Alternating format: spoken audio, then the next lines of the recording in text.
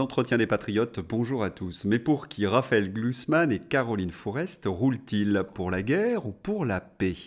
Avant de répondre à ces questions et traiter de nombreux sujets d'actualité, vous connaissez le rituel sur cette chaîne, je débute toujours mon entretien par remercier ceux qui m'ont permis de le faire, en me finançant à l'aide des merci rémunérateurs. Et aujourd'hui sont à l'honneur des fidèles parmi les fidèles, Vincent Biob, Aïda Lyrique, VTT Pollux et Ghislaine Desplanques. Merci à eux du fond du cœur. Et puis je tenais à vous remercier pour votre fidélité. Il faut aider la réinformation, ne serait-ce que par un pouce levé, un gentil message ou la diffusion sur d'autres réseaux sociaux. Elon Musk, qu'a-t-il fait? Ça vient de sortir. X Twitter suspend le compte de la veuve de Navalny pour infraction à ses règles d'utilisation. C'est une nouvelle de l'AFP. Elon Musk n'aime pas les narratifs de l'OTAN qui ont pour seul objectif de nous mener à la Troisième Guerre mondiale. Battons-nous pour la vérité et la paix. Pour être tout à fait juste, le compte de la veuve Navalny a été réactivé au bout à peu près d'une heure et demie. Quelles en sont les raisons ? Nous l'ignorons, mais un tweet de Thierry Breton nous donne un indice. Manifestement, la Commission européenne a pesé pour la réactivation du compte de la veuve Navalny. Navalny, c'est le héros de tout ce petit monde. Même notre ambassadeur lui rend hommage. Mort d'Alexeï Navalny, l'ambassadeur de France en Russie a rendu hommage à Moscou à l'opposant politique. Mais qu'est-ce que l'on célèbre avec Navalny? Mort d'Alexeï Navalny. Propos racistes, nationalisme et position conservatrice, l'autre visage de l'opposant russe. Vous ne trouvez pas cela franchement inquiétant? La dérive des autorités atlantistes et européistes, ils célèbrent des gens qui nous rappellent les heures les plus sombres de notre histoire. Zelensky à Kiev érige des statues à Bandera. Lorsque Zelensky s'est rendu au Canada, pour lui faire plaisir, on lui a présenté un ancien de la Waffen-SS que le Parlement canadien a applaudi.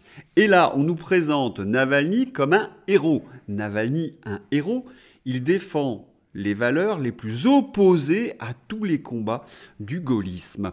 Comment est-ce possible? Oui, il y a manifestement un camp de la guerre qui est en train de nous rappeler les heures les plus sombres de notre histoire et un camp qui essaie de défendre la paix. Alain Houpert, sur la foi de l'article 53 de la Constitution, j'ai pris la décision de saisir le Conseil d'État en référé concernant l'accord de coopération France-Ukraine, doté de 3 milliards d'euros pour exiger sa ratification par le Parlement. Sur de tels engagements en période d'austérité, la représentation nationale doit être consultée. L'article 53 de la Constitution est sans ambiguïté. Les traités de paix, les traités de commerce, les traités ou accords relatifs à l'organisation internationale, ceux qui engagent les finances de l'État, ceux qui modifient des dispositions de nature législative, ceux qui sont relatifs à l'état des personnes, ceux qui comportent cession, échange ou adjonction de territoire, ne peuvent être ratifiés ou approuvés qu'en vertu d'une loi. Ils ne prennent effet qu'après avoir été ratifiés ou approuvés. Nulle cession, nul échange, nulle adjonction de territoire n'est valable sans le consentement des populations intéressées. Mais voilà, notre Constitution vient se heurter aux exigences de Bruxelles et de sa présidente Pustulat. Tout le mal vient de Pustulat. Mais il y a malgré tout, dans cette grisaille, quelques éléments positifs. Olaf Scholz se serait opposé à la candidature de Pustulat pour le secrétariat général de l'OTAN. Et pour quelle raison? Parce que Pustulat est tout simplement un personnage dangereux. C'est écrit en langage diplomatique par Scholz. En outre, Scholz aurait dit craindre que l'opposition radicale de Pustulat à la Russie ne soit néfaste pour l'OTAN, lorsque la guerre menée par Moscou contre l'Ukraine aurait pris fin, selon le rapport. On ne peut pas être plus clair. L'actuel secrétaire général de l'OTAN, Jens Stoltenberg, devrait être remplacé d'ici l'automne. Et des discussions sont en cours pour trouver un successeur digne de ce nom avant le sommet d'anniversaire de l'alliance militaire qui se tiendra en juillet. Le Premier ministre néerlandais sortant, Mark Rutte, est actuellement considéré comme l'un des principaux candidats pour le poste. Pustula visait donc l'OTAN, l'Allemagne n'en veut pas, elle se rabat donc sur une deuxième présidente de la Commission européenne. Mais les choses sont compliquées pour Pustula, parce que son propre parti lui demande, dans une certaine mesure, de manger son chapeau. Explication. Dans son propre pays, l'Allemagne, le verdissement de la politique de l'Union européenne opéré par Pustula l'a rendu plus populaire auprès de ses opposants, les Verts, qu'auprès de son propre parti, la CDU. Cette relation délicate avec son parti national renforce la pression exercée sur Pustula pour qu'elle fasse campagne contre les projets qu'elle a elle-même portés, comme le Green Deal par exemple, alors qu'elle devrait annoncer sa candidature pour un second mandat à la tête de l'exécutif de l'Union européenne. Bon, c'est fait, c'était lundi 19 février. Peu de choses reflètent autant l'ambition de Pustula de façonner une commission géopolitique que son agenda personnel. On la chasse de l'OTAN, eh bien elle essaie malgré tout de faire en sorte que l'Union européenne se dote d'une armée ou d'un ministre de la guerre. Van der Leyen veut doter l'Union européenne d'un commissariat à la défense et qui est pressenti pour ce nouveau poste Sikorski, le ministre polonais qui s'est illustré en remerciant les USA après le sabotage du Nord Stream, privant l'Europe du gaz russe bon marché. Qui est-il donc ? Thank you, USA. On voit très bien pour qui travaille le personnage.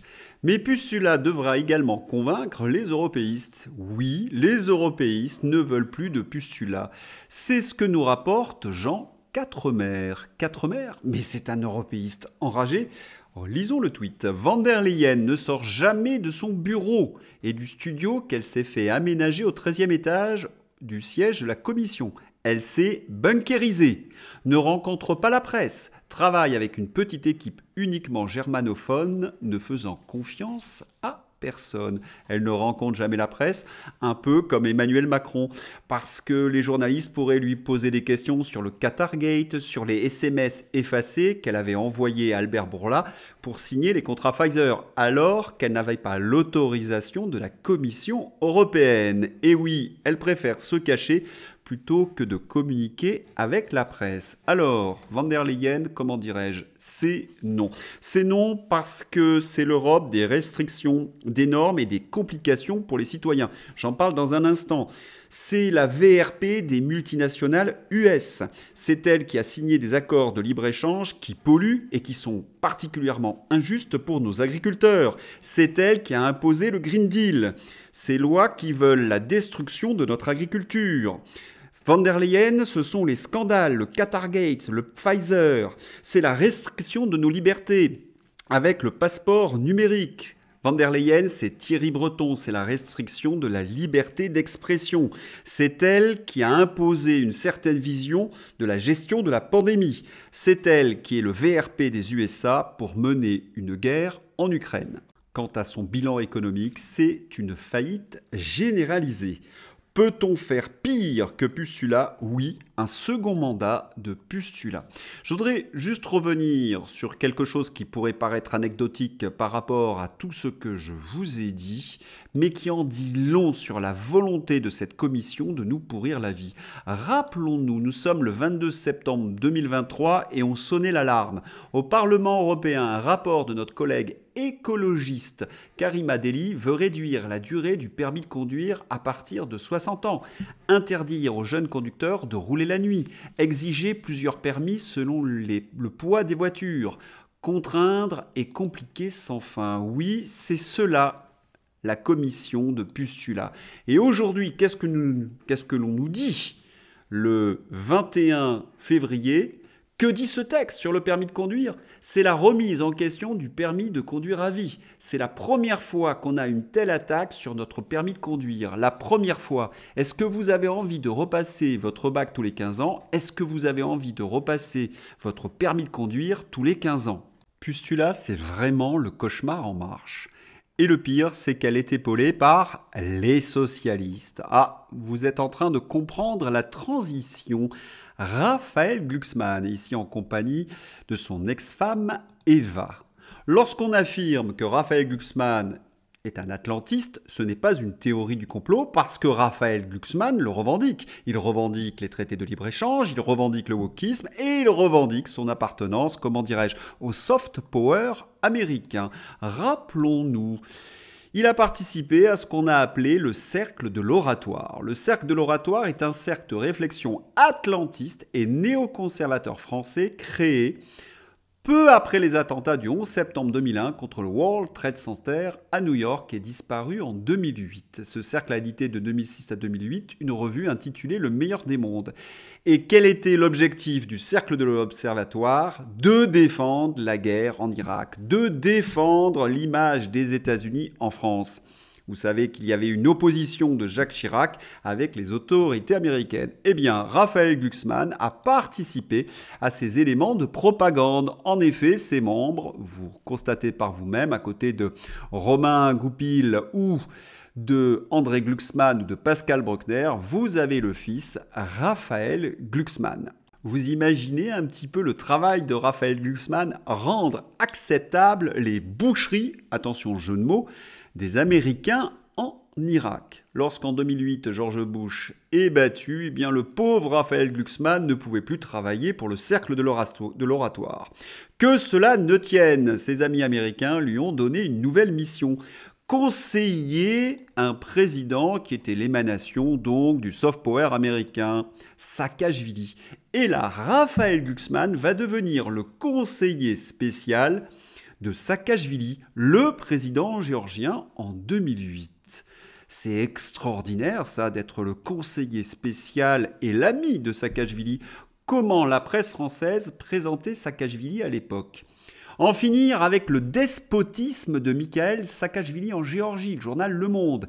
Géorgie, le départ de Saakashvili, la fin d'un système brutal et répressif. Et vous devez vous poser une question.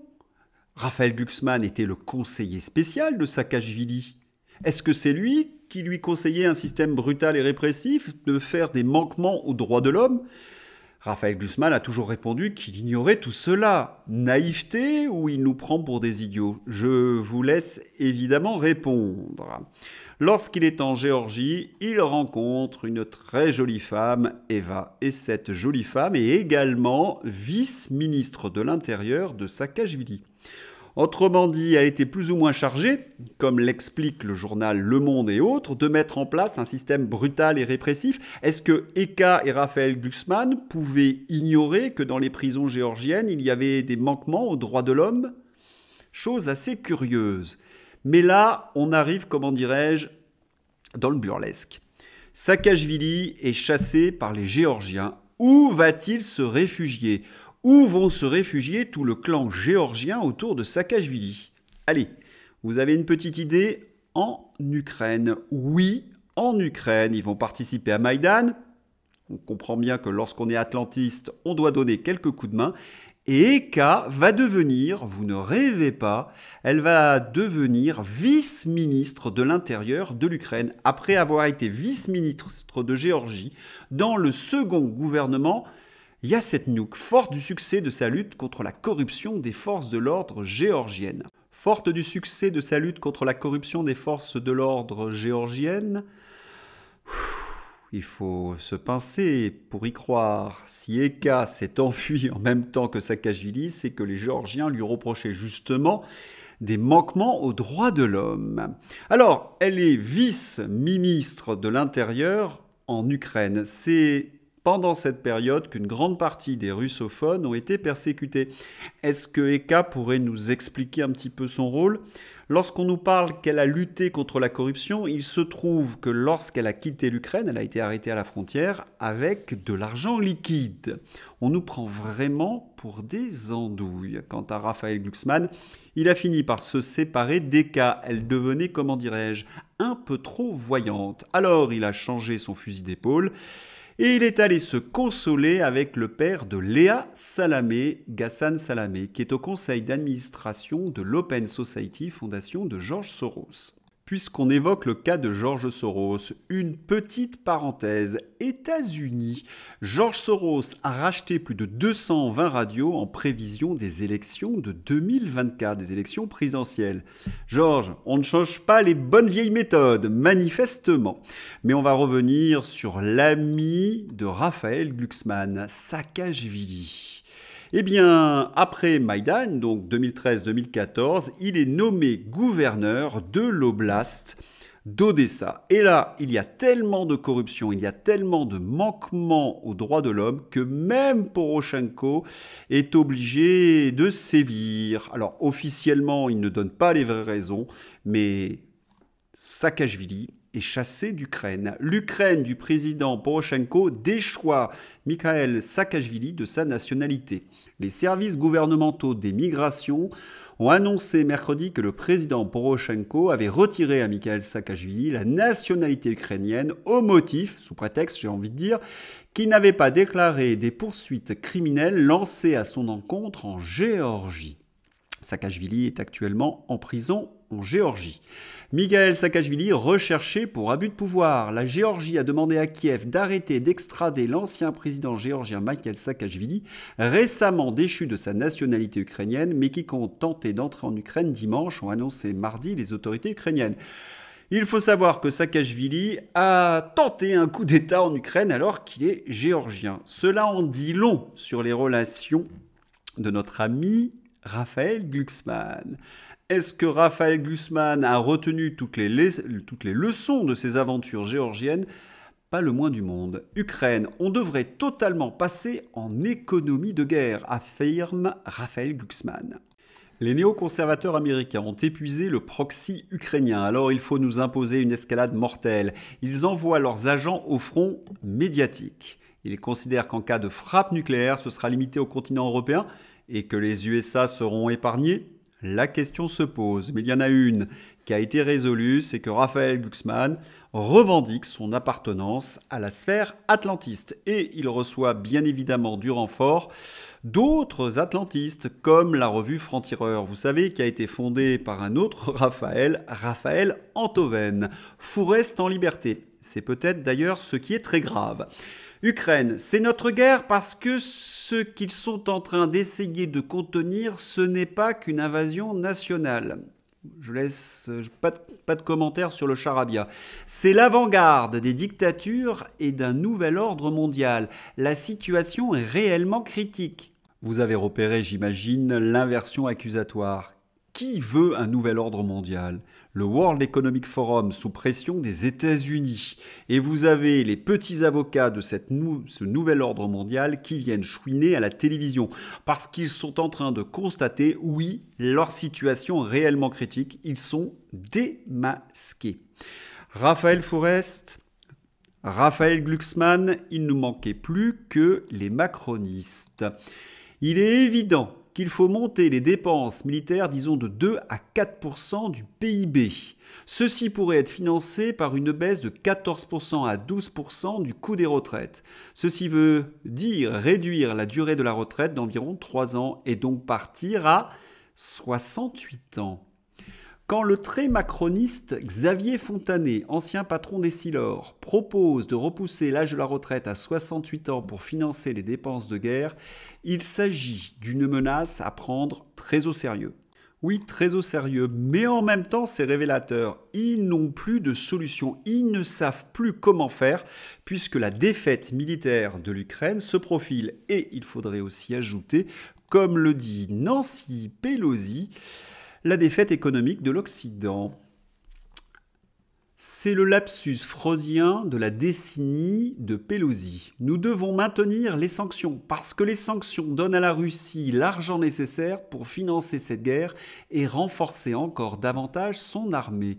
Tout est dit. Cela a suscité bien évidemment des commentaires très ironiques parce que Nancy Pelosi, qui voulait dire exactement l'inverse, a dit la vérité. Il suffit d'ailleurs pour s'en convaincre de regarder la réalité économique.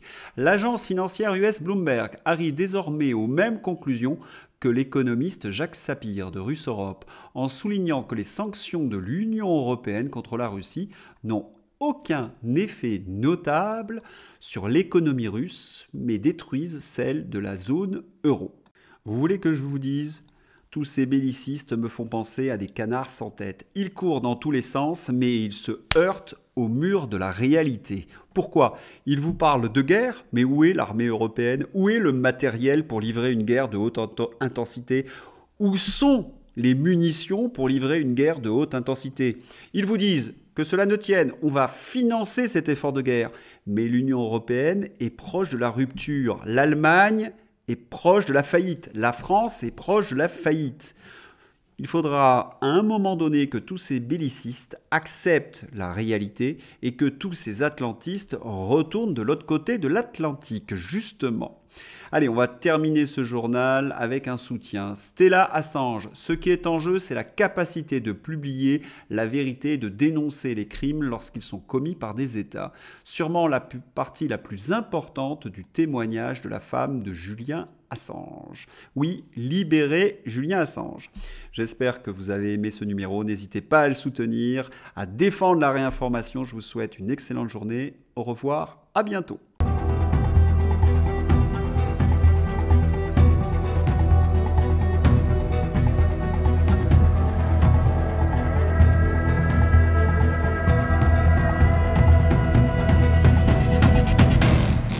Bye.